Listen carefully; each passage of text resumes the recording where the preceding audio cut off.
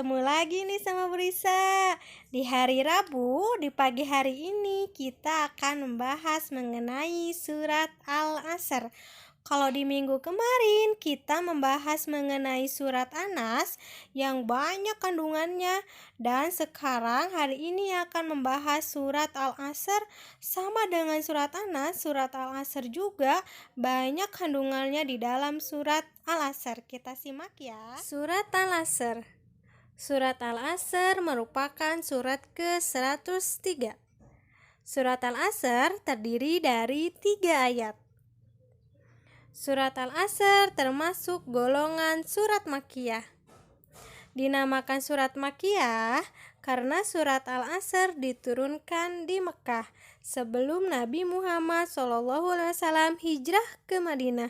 Jadi semuanya hampir sama dengan surat An-Nas. Yang membedakannya yaitu kalau surat An-Nas merupakan surat ke-114, kalau surat Al-Asr ke-103, dan ayatnya pun berbeda.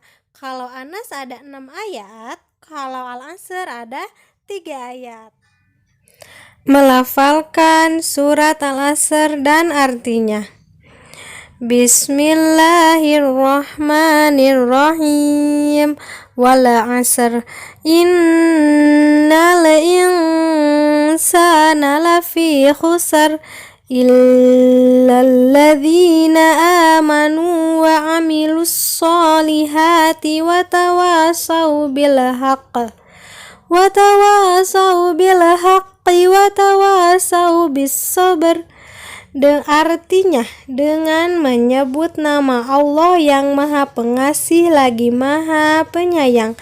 Demi masa, sesungguhnya manusia itu dalam kerugian, kecuali orang-orang yang beriman, beramal soleh, dan mereka pula berpesan dengan kebenaran serta berpesan dengan kesabaran.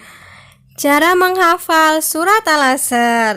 Nah, ibu bertanya nih, apakah anak-anak sudah hafal dengan surat Al-Asr?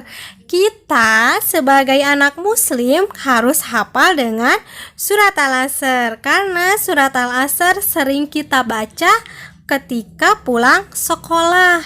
Jadi kita pasti telah hafal dengan surat Al-Asr. Nah, cara menghafal surat Al-Asr sama dengan cara menghafal surat An-Nas. Jadi yang pertama itu niat menghafal karena Allah Subhanahu wa Ta'ala. Yang kedua, bersungguh-sungguh dalam menghafal. Yang ketiga, membaca surat Al-Asr ayat demi ayat berulang-ulang. Mengulangi hafalan tiap ayat beberapa kali. Meminta teman, guru, atau orang tua untuk menyimak hafalan. Dan ibu yakin pasti anak-anak kelas 2 sudah hafal dengan surat Al-Asr. Tinggal anak-anak baca artinya ya kalau yang belum tahu artinya.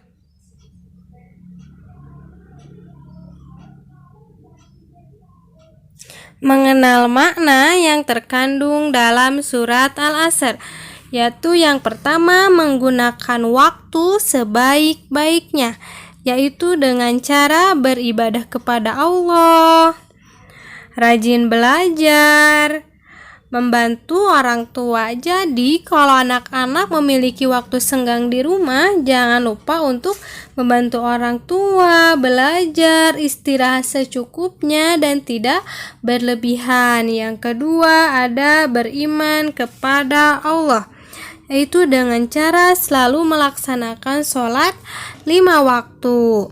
Yang kedua, rajin membaca Al-Quran. Yang terakhir, hormat orang tua. Jangan lupa ya untuk sholat 5 waktu.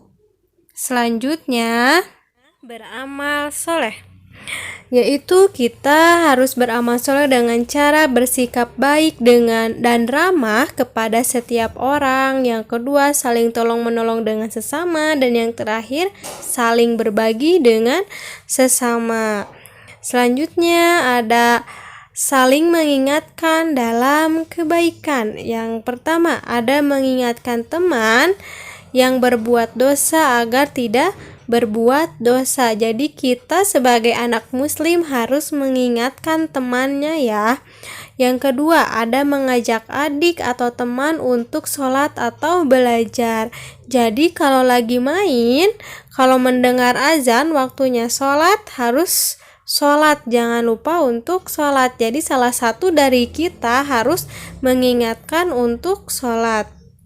Selanjutnya ada saling menasehati dalam kesabaran.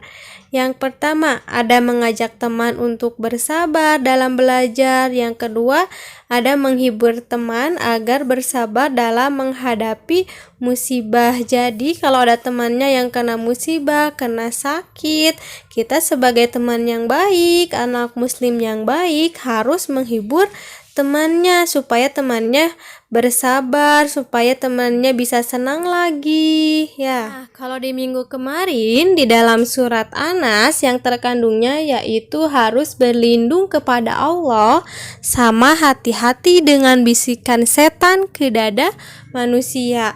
Kalau sekarang di surat Al-Asr banyak ya, ada beramal soleh, saling mengingatkan dalam kebaikan, saling menasehati dalam kesabaran, dan sebagainya. Nah, yang terakhir yaitu pesan surat Anas.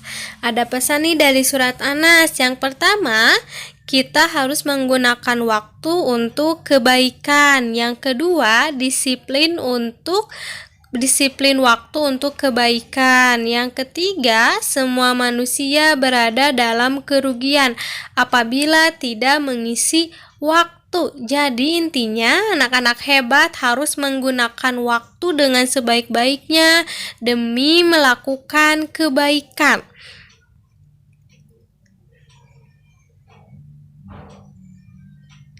Terima kasih anak-anak. Semoga anak-anak paham dengan materi yang telah Ibu sampaikan. Jangan lupa untuk mengerjakan LK. Terima kasih. Assalamualaikum.